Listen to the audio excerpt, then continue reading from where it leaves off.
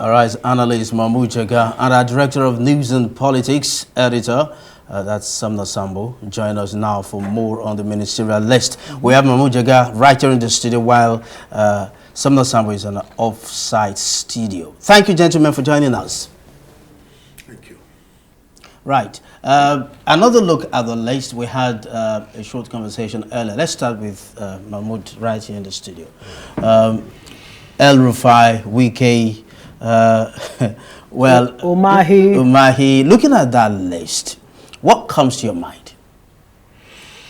That there was intricate balancing act, and it is not completed because possibly there may be another 14 ministers that may yet be appointed. And after that, the screening and confirmation will come the even trickier part, which is the assignment of portfolio. So, you know, before all that is done, it is very difficult at this stage to pass concrete judgment on the list. Sumner Sambo, well, I mean, let's just really get into it. 4 ex-governors, 7 women, 17 others make Tinubu's ministerial list. What's your impression of this list? And let's even begin to break down, you know, the different names that we've seen so far. Sumner, over to you. Yeah, we've seen some efforts by President Tinubu to try to bring his allies into government, and this list is populated by people that you know are popularly called Tinubu boys, people who have been with him right from when he was a governor. And then we've also seen an effort to try to compensate those who did their best to get him into power, bringing Nyesom Wike, and that itself may actually cause some division. And then we've seen some states like Cross River presenting 2 nominees, Beta Edu, and then, of course, Senator John Owen Eno, who had wanted to contest, but of course you all know what happened until Senator Basi Otu had to emerge as the governorship candidate of the APC in the state, and of course is the substantive governor. So, I mean, it's a lot of intrigues, and then we've seen women and then young people. I mean, look at Anatu Musawa, who's 43, Stella Okotete, who's 38, and then some other ones. You'll see some efforts there, including to bring in some media people. I mean, publisher Mohammed Idris of the Blueprint newspaper, who's an accomplished PR expert, and then, of course, he has been in the communications field, being brought in to actually balance up the list. And then, of course, the critical issues that we have here are people who are also going to help him balance up the issues of finance, because I don't really envy all these ministerial nominees, because the challenges that we have ahead are really hot. And Wale Edun, I mean, being brought into play, and Adelabu, I mean, that's a very good mix in terms of financial experts that have been brought in place.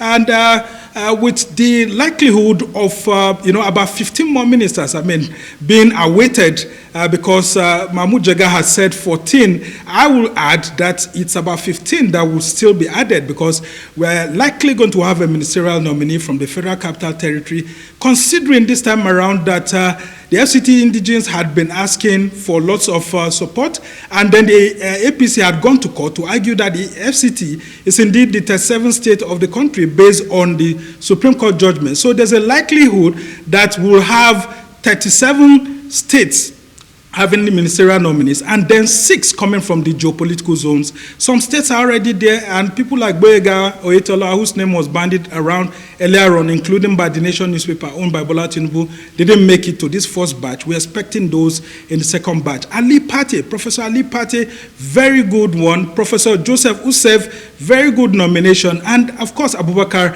Kyari, who is someone who is a well-known administrator, 2-term senator, and of course the acting chairman of the APC. Now, well, it looks good right now with Iman Ibrahim, who happens to be the federal commissioner in charge of the Refugees Commission from Nasarawa State.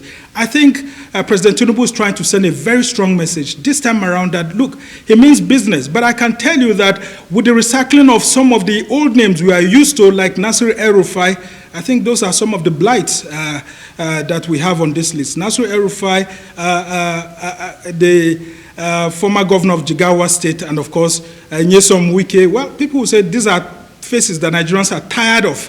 What are they going to be bringing? Just like Senator Shehu Sani has said not quite long ago on our sister show. What exactly are the new ideas that these people are bringing? We think that if we had more younger people from 55 below in terms of age, and then, of course, even if it's bringing those between 55 and 65 into government, there should be new faces that have newer ideas. It will have been better. Let's get back to Mahmud.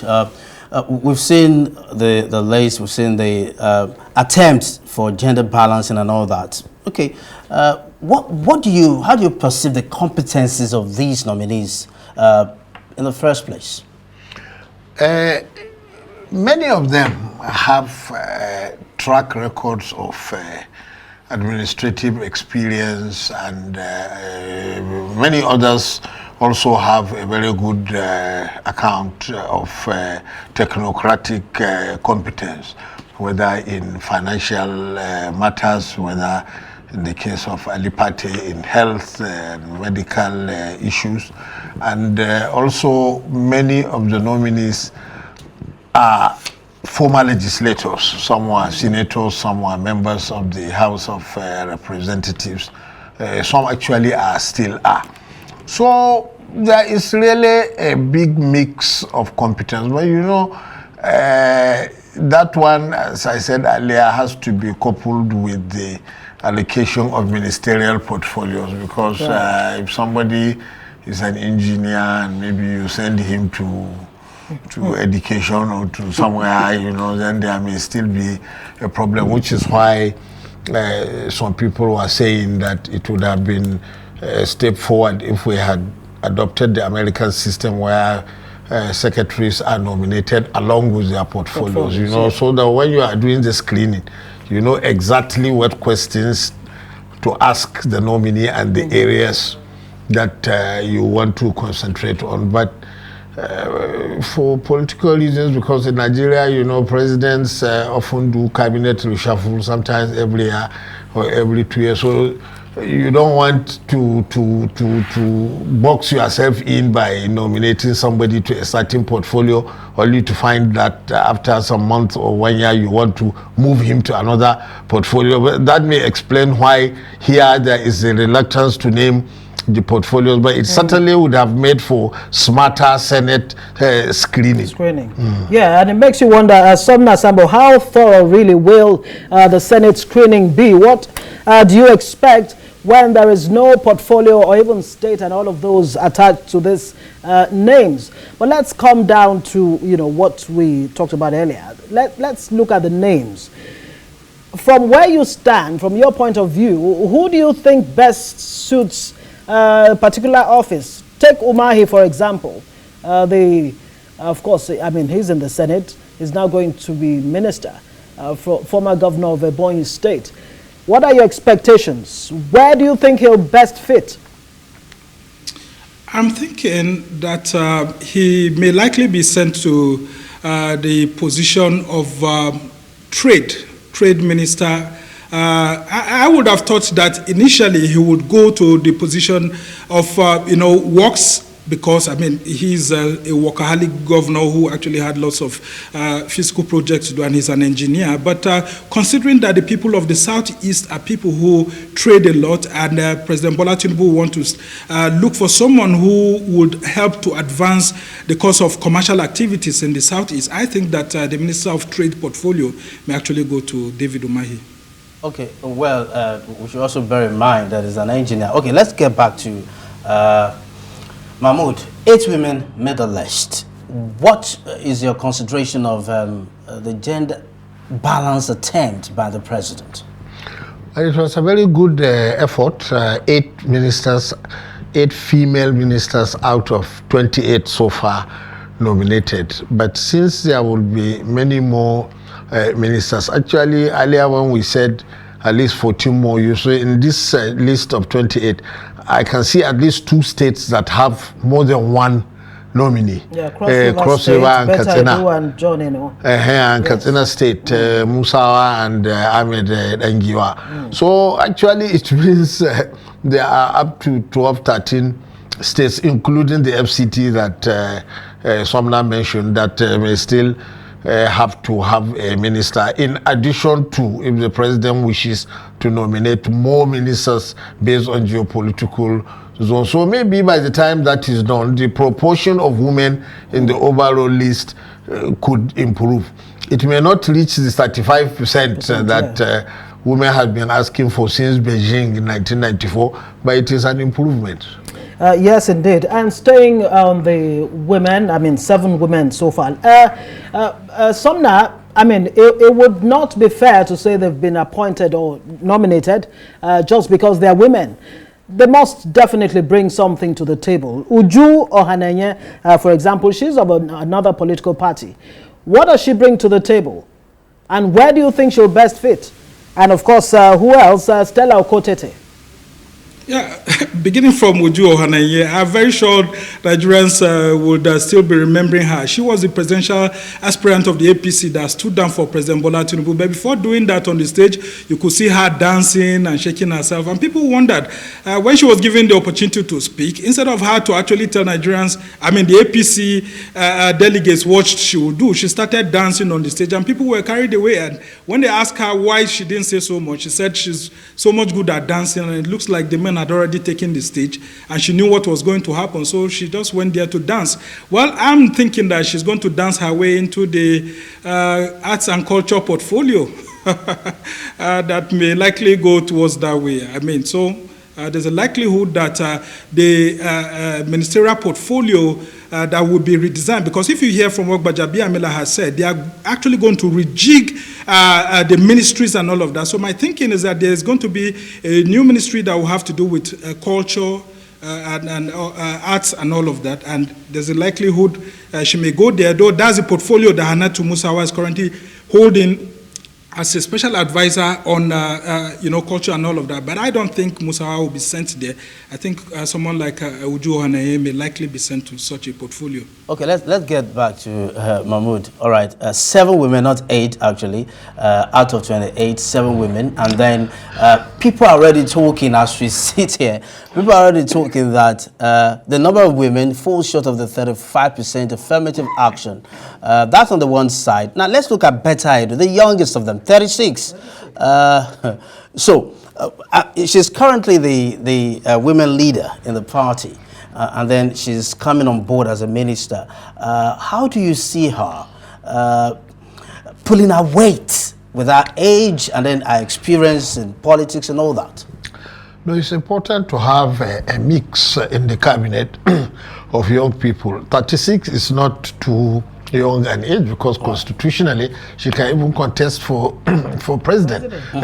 Contest does not mean winning, but at least contesting. So people might think, well, she is the APC women leader, so most probably she will be Minister of Women Affairs, but not necessarily. It depends also on her own professional background. I'm not sure what that is, but she could handle some other very important assignments. Who else it's a long list? I mean, 28. Let's see how much we can put in. Wale Edun, Wahid Adelabu, Iman Ibrahim, Sumner Sambo. Your take on these persons and where do you think they might best fit? Of course, Olaole Edun will be best fit for the Minister of Finance. We've seen him doing that for Tinubu when he was governor of Lagos State. And so he's best fit. And of course, he's currently the special advisor on monetary policy. And of course, you know that portfolio is one that's got a lot of people thinking. A lot of us had thought earlier that Senator Tokunbo Abiru, who's currently representing Lagos East, was the one that Bola Tinubu was going to nominate and possibly give that finance portfolio, and maybe Wale Edun go to central bank. But with the current situation of things being elevated from SA monetary policy to the cabinet, it looks very clear that Bola Tinubu is sending him there to go help him fix the economy. Because you need people who have the sort of investment financing background that Wale Edun has. And then, of course, you talk about Adelabu too, very good in terms of being a deputy minister of finance, Minister of State for Finance. That's if we are to still maintain such a portfolio. But you would have seen that former Minister of State for Labor and Productivity, who was also a spokesman of the APC, Keyamo, had argued against people coming from states and being given the portfolios of Minister of State. And he had said that Minister of State portfolio should be abolished, and instead the ministry should be divided so that everybody will be substantive minister and they can contribute so much. If that will be the case, then President Bola Tinubu will have a huge dose of headache ahead of him, because where does he create all these ministries? This is the same APC that was formed by an ACN. I remember when Jonathan was in power, sometime around 2011, when Jonathan formed his cabinet, this same ACN wing of the APC now accused then President Goodluck Jonathan of not being in consonance with the thinking of government then, that Jonathan's government was overbloated by his 42 ministers they had, and that there was a disconnect. I remember it was BC Akonde who had said it, that there was a disconnect between Jonathan's government and the realities on ground to cut down the cost of governance. With the way we are going, it looks like APC being in power, and with the ACN wing of the APC being in power, they may likely still go the same route, because you have to satisfy all of these people. Iman, as you have said, she's very good with the Refugees Commission and all of that she's been doing. So the Humanitarian Affairs Ministry is something that I think that portfolio may eventually be given to her due to her short span of experience in that portfolio. Let me stay with you, right? Well, we've seen the attempt at gender balance, the age, now 36-year-old, fantastic. But then let's go back to managing the politics of these appointments. Nyesom Wike, immediate past governor of Rivers State. How do you see the president managing an opposition in his cabinet? Well, just before I talk, I think there's a particular there's a particular statement that Nyesom Wike made earlier on before he left government, which I want us to just quickly play right now, where we overheard Nyesom Wike actually say that he never wanted to be a minister, and that his support for Bola Tinubu is not for the purpose of becoming a minister, that irrespective of what people were saying, that his support for Tinubu was just to create the sort of difference that's needed. And I think if that will be played right now for viewers to actually watch, it will be good. Come home and campaign and work for the party. Stop this Abuja politics of carrying rumors to the candidate. Only one person can be a minister from a state. I will not be a minister. I will not. I will not. I'm not a liability.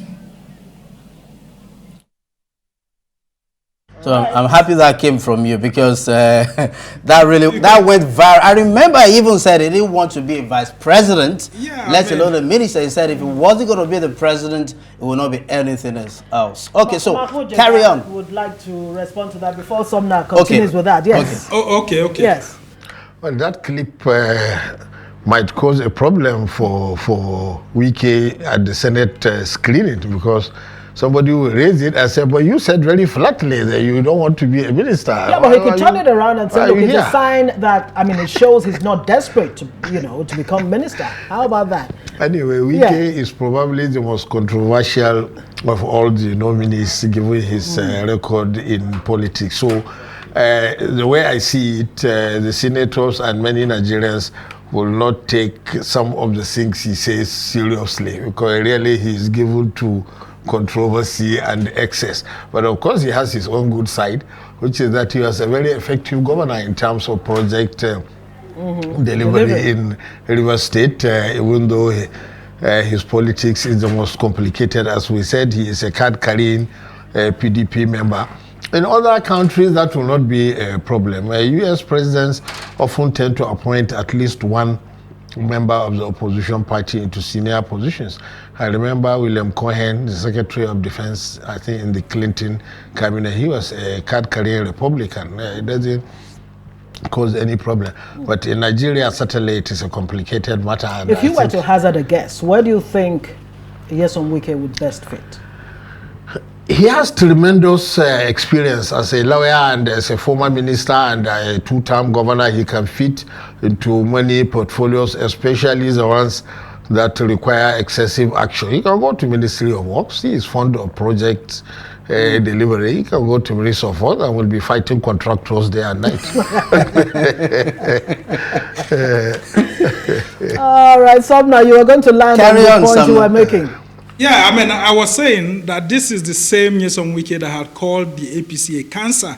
Now that the cancerous APC, in quote, has nominated him to be a minister in the cabinet of Bola Ahmed Tinubu, I wonder what he's going to say when he appears before the APC-dominated Senate. But, well, if you understand the politics of making of the Senate president, Godswill Akpabio, you understand that Akpabio will stand in to create a smooth sailing for him. And in terms of portfolio, well, by my thinking, and with the trajectory of appointments in the past 2 to 3 dispensations, I would say that Nyesom Wike is likely, strongly likely to be made Minister of Niger Delta Affairs, so as to go and fix the problems in the NDDC and, of course, the challenges in the region.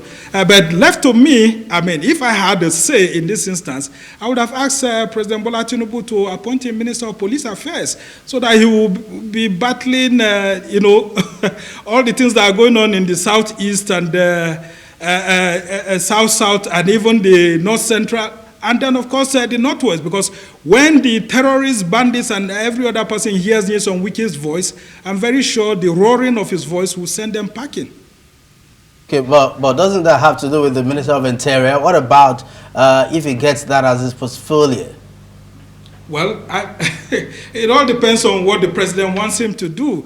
And then, of course, the powers that the president attaches to a particular portfolio. If the president wants to make the Ministry of Interior more stronger under him, like people like Dambaza, former Chief of Army Staff, had wanted between 2015 and 2019, a very strong Ministry of Interior where you see the police is part of it, and then, of course, the immigration and all of the other ones that are already there, civil defense being part of it, a stronger one that is able to withstand some of the challenges that we have. I think it could be a very good decision, but, well, it's left for the president to actually redesign the ministries, and then we are really hoping that the cost of governance will be reduced, because a lot of Nigerians must say it to the incoming cabinet. There's a huge task ahead of them, and that's why I started by saying that I don't envy many of these ministers, because if they don't perform, as Rotimi Amechi has said, then Minister of Transportation, he has said that if the party doesn't fulfill its promises and politicians in government don't fulfill their promises, they may likely be stoned. We are getting towards that gradually with the current economic situation. So the choice is before them to actually serve Nigerians and then ensure that the Tinubu administration succeeds, or they will fail and the consequences will be right there before them. Mahmud, Jega, before we wrap this, I mean, is this the team that will really deliver, that hope, renewed hope that President Tinubu talks about? This government was supposed to hit the ground running. With this now, 59 days to get the ministerial list, is this government still hitting the ground running, or is it a bit... yeah, it has been a bit late, honestly, because it's very close to the 60-day deadline, and the list is not even complete. And then it will take the Senate, I don't know how long, a week or more, to also do the confirmation. And if, for example, they reject some of the nominees, then it's like, it will take an even longer period. So everybody knows that it is a complicated process, but really it needs to be speeded up somehow. All right, we'll have to say thank you very much. Sumner Sambo, Arise News Director, and of course Mahmud Jega, Arise Analyst.